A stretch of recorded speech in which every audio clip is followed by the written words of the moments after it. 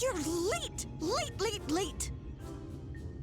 I've been waiting for you to summon me ever since you came here. Waiting and waiting and waiting. But my sapling didn't so much as utter my name. Such a heartless thing he is. Cold and cruel and heartless!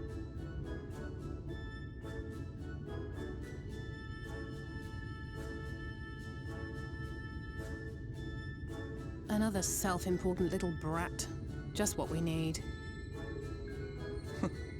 Reminds me of my childhood.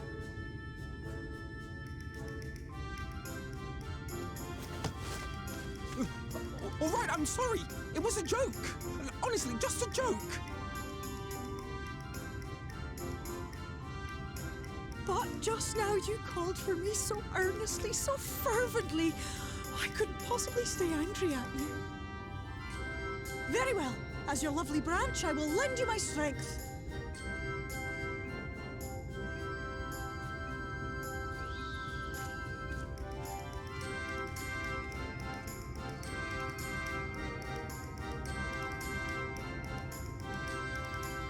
Well. If it isn't Theo Ool, the mould field. It's been too long. Not long enough for you to think of any new games, though, apparently. If I were you, I'd be bored of myself. Now let me make something clear. That mortal is mine. No matter what you do, he will never be yours. Never, never, ever! Oh, not even a bit. But what about the others? Surely we can keep them. No, you can't keep them either. They're for my amusement and mine alone. And if you lay so much as a finger on my sapling, I'll scatter the contents of his bag all over your precious village. There'll be cold, hard metal, furry, festering food, stinky, sweaty small clothes, and all manner of other terrible, unmentionable things. How would you like that,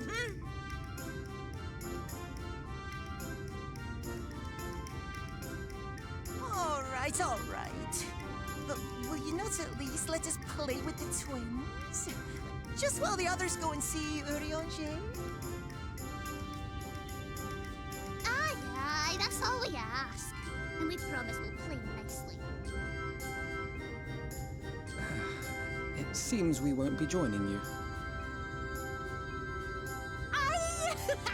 We'll reveal the hidden Vernick to you at once.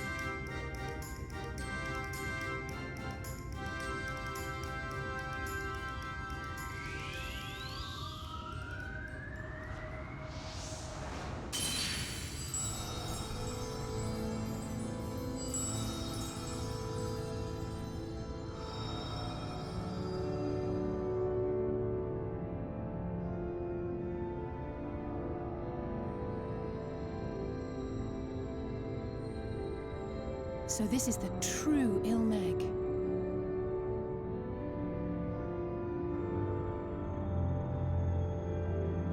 How are you feeling?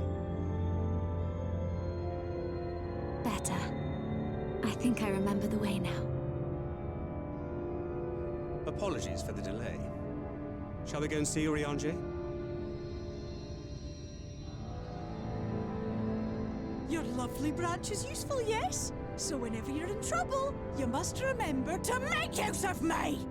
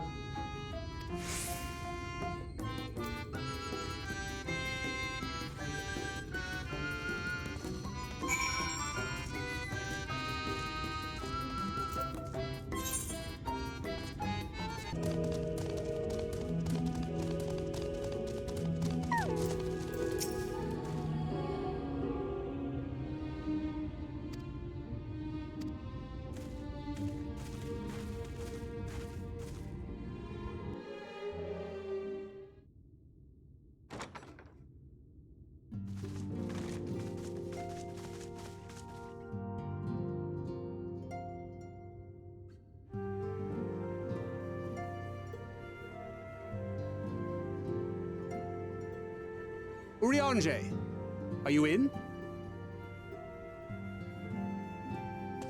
Unto a world weary of heroes, a hero wends his way. The Exarch did send word that thou wouldst seek me out, but ne'er did I imagine thou wouldst arrive so soon.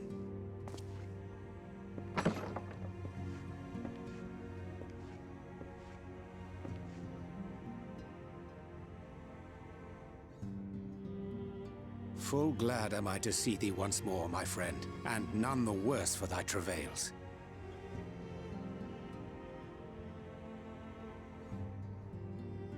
Run along, Minfilia. We'll meet you outside. But Another one for you to imbue, if you'd be so kind.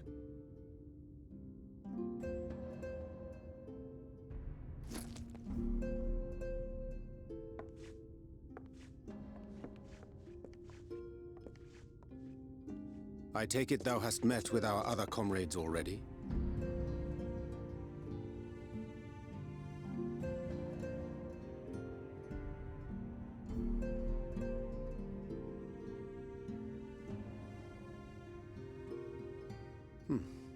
That Master Alphino and Mistress Alize now travel in thy company is of great comfort to me. As for the rest, it beginneth in earnest. The hunting of the Light Wardens, and perforce the war with Yulmore. Hark thee then to my words, and through them behold the vision that I did glimpse, that of the 8th Umbral Calamity.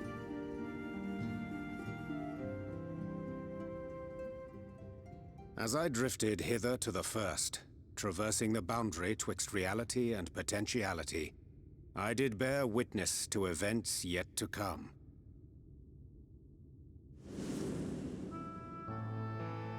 There I saw the combined forces of Eorzea and the Far East offering fierce resistance to the legions of Garlemald. So fierce, in fact, that they did begin to push the enemy back. Ilm by painful ilm at first, then Yalm by Yalm, and Malm by Malm in time. Yet the joy they felt was short-lived, for in so doing they did force the Empire's hand. Faced with defeat, the Garleans turned to a weapon most vile: Black Rose. Its potency defied all reckoning. Once released, the gas took on a life of its own, wreaking untold carnage not only in Eorzea, but in the provinces of the Empire besides. From fighters upon the front lines to babes in their beds, none were spared. And as the casualties became too numerous to count, so did the fabric of civilization begin to unravel. Nor did the land itself escape unscathed, for spreading from the site of its release, Black Rose brought death to the very soil. To survive amidst the chaos and upheaval, men came to live by the sword, the rule of law giving way, inevitably, to the rule of might. Thus was the spark struck and the fire kindled, and swiftly did it spread as a blaze in a field of straw to engulf every corner of the world. Nations worthy of the name did then cease to exist. And those souls brave and true who might have risen to restore order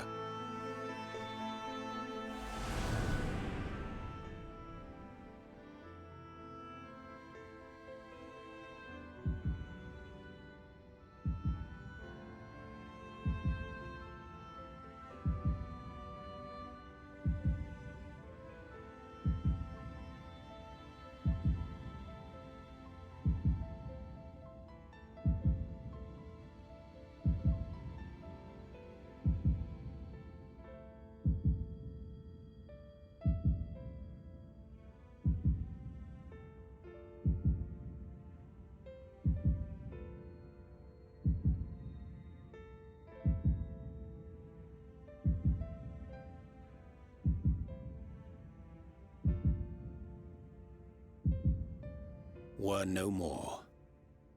For the weapon spared not one, not even thee.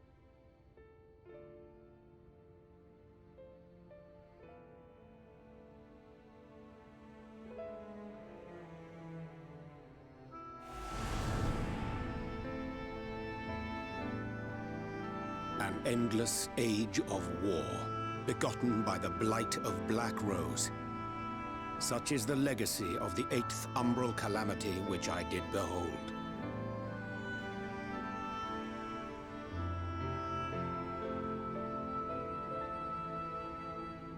No matter the cost, we must forestall this tragedy. To that end, I have labored during my sojourn in this world, discovering in so doing the answer to a pressing mystery. That of Black Rose's inexplicable potency. Come.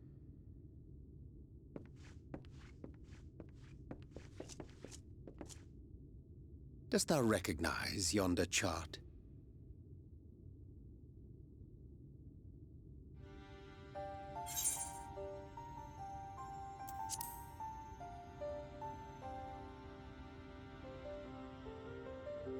Indeed. 'Tis a rendering of the elemental wheel, such as one might find in classrooms across the source.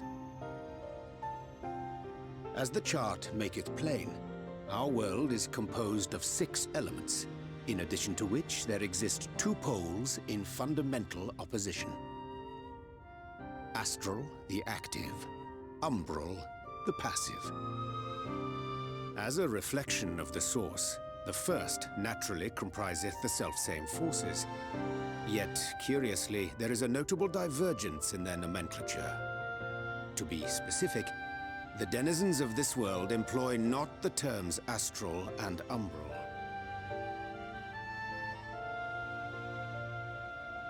Thus was I moved to inquire what names said forces had been assigned. A simple question which yielded a most unexpected answer. Upon demanding the name of the pole aligned with activity and growth, I was told that as life's myriad colors combine to produce black, the people of the first had called it darkness. At this, did my mind begin to race. Yet 'twas only when I asked what name had been given to the pole aligned with passivity that mine eyes were opened to the truth.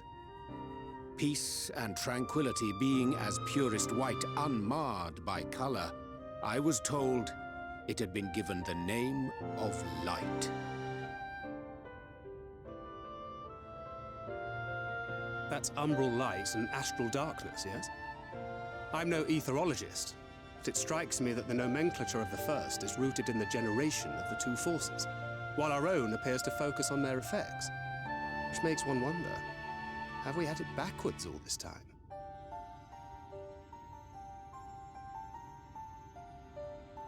'Tis indeed a compelling question, and one which beareth closer examination. Yet what knowledge we already possess sufficeth to explain the chain of events. The phenomenon of etheric thinning observed in the source is the consequence of light, the power of stasis, flowing in from the first to stifle the movement of ether within the land. And according to Master Alphino, Black Rose slayeth by halting the circulation of ether within living beings. Should such a weapon be unleashed even as the first were rejoined, replete as it is with light, we would have a disaster of untold proportions on our hands. A calamity. Well, at least we have a better grasp of what we're facing. Our objective, however, remains unchanged. We are to eliminate the Light Warden of Ilmeg. Speaking of which, were you able to ascertain its whereabouts? Aye. 'Tis all but certainly ensconced within Leergear, the castle which standeth in the midst of the lake. To enter said stronghold, we must needs turn to the Pixies for aid. Fortunately, I have become quite adept at courting their cooperation. Henceforth shall I accompany you, and do all in my power to ensure that my vision doth not come to pass.